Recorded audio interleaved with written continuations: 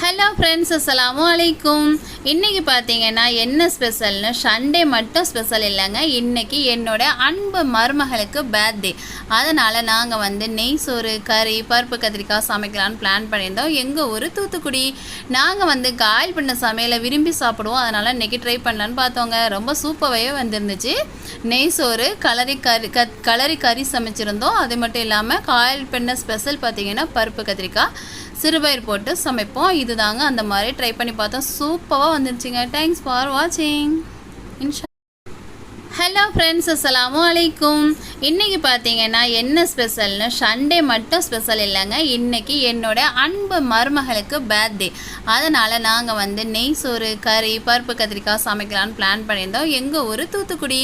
நாங்கள் காயில் பண்ண சமையலை விரும்பி சாப்பிடுவோம். அதனால் இன்றைக்கி ட்ரை பண்ணலான்னு பார்த்தோங்க. ரொம்ப சூப்பராகவே வந்துருந்துச்சு. நெய் சோறு,